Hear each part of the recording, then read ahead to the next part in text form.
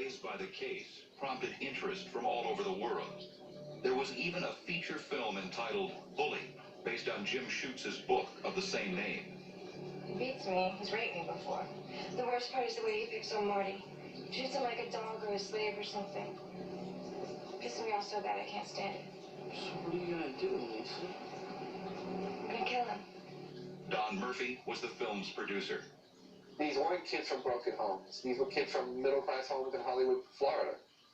These weren't kids who you would normally think would get involved in something like this. So, to me, what was fascinating was the dichotomy. And to me, what was fascinating was I could see why they would want to kill this guy. And then I couldn't understand why they did. And I thought if I could convey that in a motion picture, you'd have something pretty special. That aspect of the case is one that continues to generate controversy. Was Bobby Kent, in fact, a bully?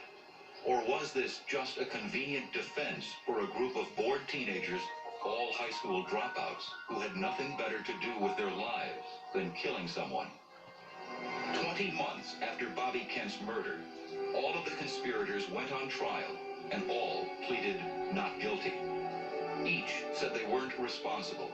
They were just along for the ride, and all pointed their fingers at one another.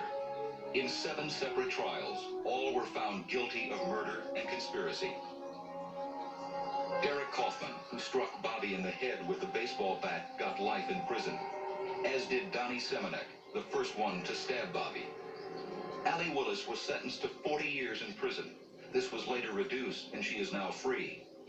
Heather Swallers turned state's evidence, served 6 years in prison, and is also free.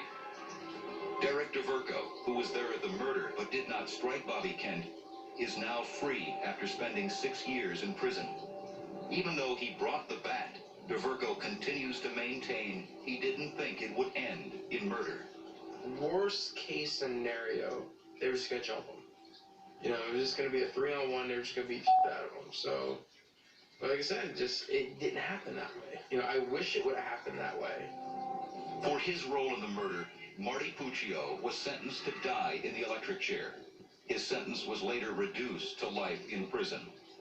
Lisa Conley was also sentenced to life in prison, but her sentence was later reduced.